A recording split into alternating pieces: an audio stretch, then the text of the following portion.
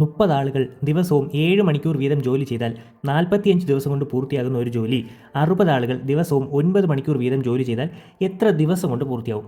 അപ്പോൾ ഈ ഒരു ചോദ്യത്തിന് നമുക്ക് അതിന് 2 പാർട്ടാകാം. ഓക്കെ അല്ലേ?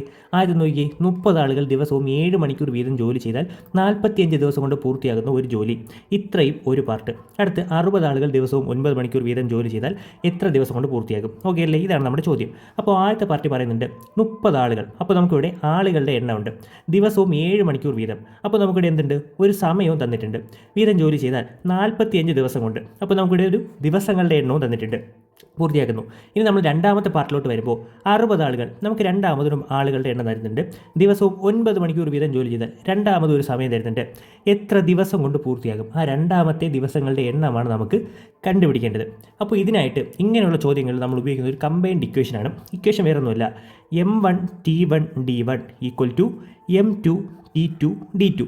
ഇതാണ് നമ്മുടെ ഇക്വേഷൻ എന്ന് പറയുന്നത്. ഓക്കെ അല്ലേ? m1t1d1 = m2 t2 d2. ഈ എല്ലാ ഡേറ്റയും നമുക്ക് ചോദ്യം തന്നെ കാണും. എടാ m1 എന്ന് പറഞ്ഞാൽ m എന്ന് പറഞ്ഞാൽ മാൻ, അതായത് ആദ്യത്തെ ആളുകളുടെ എണ്ണം. നമുക്കില്ലേ 30 എന്നുണ്ട്, 30.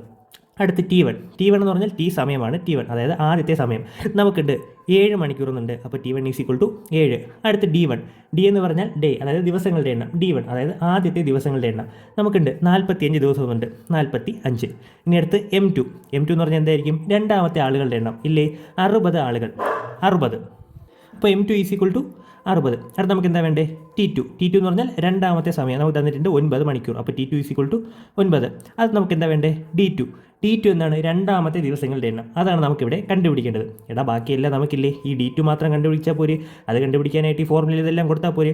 ഫോർമുല കൊടുക്കുമ്പോൾ M1 30 ആണ്, 30 ഗുണം T1 7 ആണ്, 7 ഗുണം D1 45 = ഇവിടെ സ്ഥലമില്ല, അതുകൊണ്ടാണ് ഇങ്ങോട്ട് എഴുതുന്നത്. M2 എത്രയാണ്? 60 ഇൻറ്റു T2 എന്ന് പറഞ്ഞാൽ 9 ഇൻറ്റു D2 ആണ് നമുക്ക് കണ്ടുപിടിക്കേണ്ടത്. എടാ ഇതിൽ നിന്നും D2 കണ്ടുപിടിക്കാനായിട്ട് ഇതെല്ലാം കൂടെ സമത്തിനപ്പുറത്ത് കൊണ്ടുപോയാൽ പോരെ? അപ്പോൾ D2 = ഓൾറെഡി അവിടെ 30 ഗുണം 7 ഗുണം 45 ഉണ്ട്. ഈ 60 ഗുണം 9 സമത്തിനപ്പുറത്ത് പോകുമ്പോൾ ഡിവൈഡഡ് ബൈ 60 ഗുണം 9 ആവും. ഇനി അങ്ങ് വെട്ടിയാൽ പോരെ? ഈ ഒരു 0 വെട്ടാം. 3ഉം 6ഉം വെട്ടി കൂടെ ഇവിടെ 1 ആവും, ഇവിടെ 2 ആവുന്നു. 9ഉം 45ഉം വെട്ടാം. 5 9 45.